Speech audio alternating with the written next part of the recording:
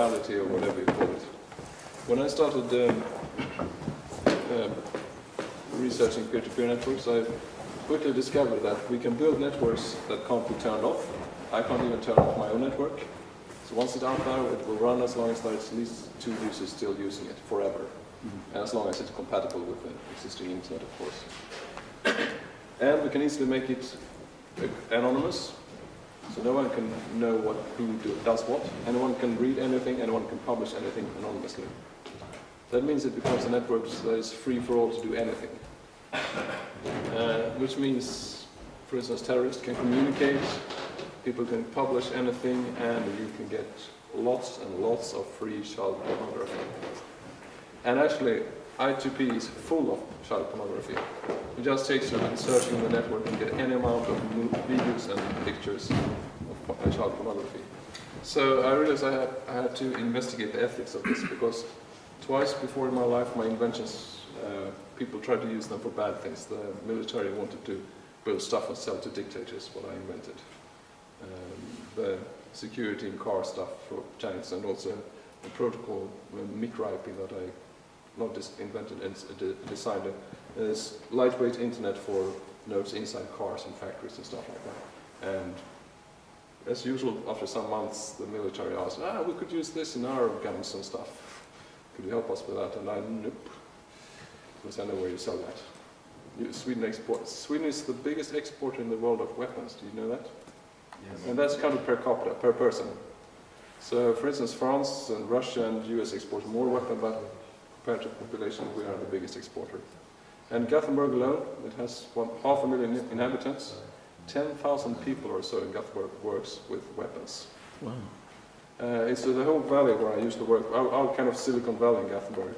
Most of the companies there on the side also do weapons electronics and weapons software.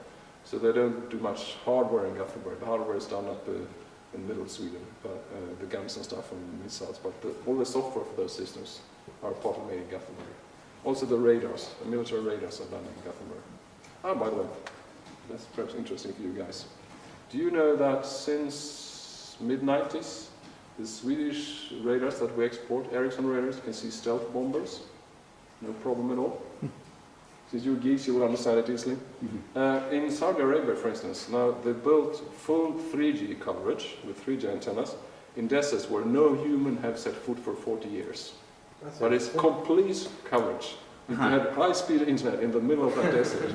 Must be for wildlife, so you can see where all the snakes are. It would have been nice and easy to just use some basic GSM coverage if someone Wildlife stumbles Federation. up in that. Camel net or something. Camel net, exactly, I like that. If it were just for safety, they could just put some simple GSM antennas so we could call for rescue if we stumble into that desert, but that's not why it's there. Camels like Rob, and everyone knows that. Actually, it works like this. This is the So cyber nomads on camels would actually be pretty viable. Camels in solar would be pretty viable. That might work, you might get away with that with 1 hump camels, but 2 hump camels would like at least LTE, if not wireless. 3 hump camels wired, definitely. Yeah. Here you have your stealth bomber. Well, it doesn't look much more like that from the front. As you know, the stealth bombers have a flat underside. So if this was a radar antenna, the radar beam would bounce away. So you wouldn't get an echo back. That's one of the methods. You get an echo somewhere else. Yeah, to somewhere else. And of course they also paint it with paint that doesn't reflect as well. And they have to change that paint every week or something like, or every month. It wears off really quickly. Like the modern fighter planes, I don't know what the name of the modern one, they don't use these shapes as much, they use the new paint because they've got better paint, but they have to change the paint and it's ridiculous expensive paint. That's why Norway now, they are going to buy that kind of a fighter plane, but they are not sure they can afford to repaint them every week, so they won't be stealthy anyway, or something like that. Just fly them once a month and be grand. Yeah. But anyway, this is the basic for the old kind of the B2B and the other smaller one that I don't remember the first one. But if you cover the terrain with antennas, for instance 3G antennas, there will be incoming beams from all directions, and then you put a listening station, some of them spread out, And for instance, oh, there might be a listening station down there. Then you see them, no problem. So Ericsson, that makes, well, used to make mobile phones, but they still make the base stations and military radar. Of course, you buy 3G and 4G from them and listening stations and cover the desert and you see them, no problem. And they have done that since the mid-90s. So now you know why some countries really, the governments really want to have full 4G or 3G coverage in weird places. It's the same in Sweden. In the middle of the mountains in northwest Sweden, sure, people go hiking there, but you don't need high-speed internet up there. You need to be able to phone rescue services, but we have 4G up there and 3G. And I think anyway. That actually really appeals to me, who would like to be able to use the internet. It's handy for photographers though, if you're taking pictures of the fjords and then you can get it really fast onto your website. You know, the flicker before anyone else. Yeah, and the form might change until next year, you know. So you have to publish it quickly. But that's why you need your next Node conference. Yes. Node Fjord. Yeah. I thought it was going to be Dubai. Node Fjord, Dubai. Arab script. He invented Arab script yesterday. I was there over lunch when he invented it. But this is almost first-hand information. One of my friends, she actually does the software for the listening stations at Ericsson. She's my kind of dance friend. We dance a lot together, and she leaks. She told lots of funny stories about that, but I shouldn't do all of that today. Anyway, That's a very good where do you example get into of that? physical processing. What? Do you want to go up? Anyway, Go on. peer-to-peer ethics then. As you guys know, terrorists on anonymous networks isn't a problem because there's so many other ways to communicate anonymously. You can write a letter, put it in a paper envelope and put it on the mailbox in the city center and don't write who it's from and the government can know who's talking to who. Or you can publish in a newspaper, little outline or whatever. There's thousands of ways to do that. And people already know those ways. They're old school. So terrorists on peer-to-peer networks, forget about that. That's not a real problem. But child pornography might seem like a real problem.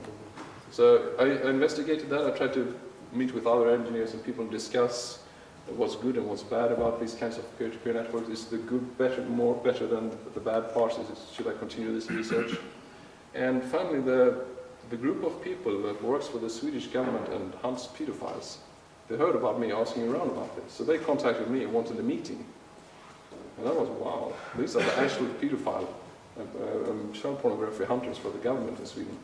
And the first thing they said after they asked me to explain what I was building, and then they said, okay, yeah, freely available anonymous child pornography would be a good thing. What? And they started explaining, so I'll give you the same explanation. You know, people are surfing internet porn, normal internet porn, of course. And there's lots of studies have been done on that, both in Europe and America. So this is a well-known fact among psychologists. Guys that are surfing porn don't have sex with their girlfriends as often, and their wives. They stop having sex, because they just watch the porn and forget about the wife. And also guys that surf porn don't go out to bars to find women anymore. And we have statistics on that. That's a fact, both in North America and Europe. That's a well-known fact. Mm-hmm. So surfing porn means you have less actual sex. Porn is a Contraceptive. no, not just contraceptive. It also protects against the disease. Yeah. Those venereal. Yeah, it's contraceptive. Yeah. Venereal diseases and stuff like that. So in Sweden, actually in I wonder if there's Sweden, a direct correlation. I wonder if there's a direct correlation with like a decline in sexually transmitted diseases with the increase in availability of pornography. Probably, I haven't studied, but they at least studied a lot. Freudian slip. In Sweden, since we have a lot of convicted pedophiles, not as bad as in America, because in Sweden you have actually to really do something bad to be convicted. Not in America. If you're 16 years and have a 15-year-old girlfriend, you are a pedophile. That's ridiculous. That doesn't work in Sweden. But we have some that have been convicted, and then during their sentence and also afterwards, they have their psychologist they go to and try to learn to live with this, because they have figured out. There's also a science fact known as, if you are a pedophile, you're always a pedophile. It's like being gay or being bisexual or something else. That's something you are and will be forever, unfortunately. I was a bit saddened to hear that, but apparently that's... So they actually have to learn to live with it and don't do it. But they realized, well, if normal people, when they surf porn stuff, go out to get girls, does that work on pedophiles? So they actually gave some of these convicts, when they released from prison, they gave them each one computer full with all the child pornography that the Swedish police had, what do you call it? Confiscated. During raids. So, confiscated. So that's about 1 million pictures, hundreds of thousands of movies. So it was a full hard disk. But they didn't tell them why. They said that this is a study. And then they had police, experienced police officers tracking them. What do you call when you follow them around? Stalking, yeah. Well, So that's a crime. like a private detective. Not if you're a criminal, it isn't. And they noticed these guys stopped going out to the playgrounds. They stayed at home with their computer. And they studied them for several months. And apparently, if pedophiles get child pornography, they stop hunting kids. Start ordering in pizza. Unfortunately, it leaked out, so they had to stop the test.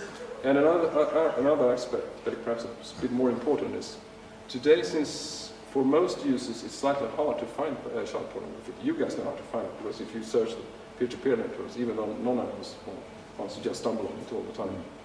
But normal internet users, they don't know that. And most pedophiles I've met on the anonymous networks, I chatted with some of them, they learn how to do it because they're so afraid, so they actually study how can I get it in a safe manner, a secure manner. But some don't. So there are lots of websites in like weird countries that publish child pornography, and you pay with your plastic card. Because there's a market, because it's hard to get, there's a market. And there are several mafia organizations in Belgium, France, Spain, especially in Europe, and part of Eastern Europe, but that's a special concentration in Belgium and France, they told me. And also, if you've seen the news, that seems to be great. That kidnaps kids, make the movies, and then release the kid. That's business for them. And they publish that, sell that through those websites. So if you have, and we know that from pornography industry and the movie industry, you know, the movie and film industry, they say if everyone downloads for free, they won't buy our movies. And you know, we try to say, no, we will buy them anyway and spend more money buying, but we know actually, of course, people will buy less movies if they can download them for free. So if they can download the child pornography for free from the anonymous networks, they won't go and spend money with a plastic card on those websites, because pretty much all the pedophiles know if they use that plastic card, of course they're traceable, you can trace the money. So they know that is safer for them. But the demand still creates the supply, though. So there has to be a supply in the first place. Yeah. Actually not. The amount of child pornography that all have been published and is available on these nets, you can't consume that in a lifetime. You don't need to make any new. And if you and these mafia organizations in Belgium, for instance, they're not pedophiles themselves. They do it only for money. And if they can't sell it, they won't kidnap kids anymore. Yeah, I think but the strange thing is still is, at least in the UK, most of the high-profile cases are where individuals have gone and abused Yeah, of course. people. Yeah. And But that's in the UK. their children or teachers or whatever. So I mean, Yeah, The but still, high profile is research just what the shows media that does they to have pornography at home. They won't actually do it as often. They will stay at home and use their pornography instead of trying to get I'm tips. sorry, I just find this a bit iffy. Yeah, of course it's iffy, but I don't say this as an absolute fact. It's just what it seems like in recent research. And that means, so I can't say with certainty, but it seems like having freely available anonymous child pornography means they will go out less, it seems like that. And it also seems like the guys that actually kidnapping kids and sell the movies that they make them won't get as much a market and won't kidnap as much kids. So it seems like that at least. We don't know that as I said, it's not a fact, but it seems like that from the researchers say. So, but for me at least it means it's probably a good thing to have anonymous networking. So the child pornography is probably not something we need to worry about. So that lifts the stone off my heart, so to speak. So I hope that's true, of course. I don't know if it's, we don't know. In 20 years perhaps we have more studies and know better, but it seems like it's not a bad thing. It's still a sad thing, of course. And as we say in Sweden, as a kid that growing up and those pictures are circulating, of course it's a repeat crime, but those pictures are reused. But it's better than when a new kid gets kidnapped and abused once more. So, but at least it's just it's funny, but a weird thing that I stumbled on while investigated ethics. So I say probably we shouldn't worry about short-term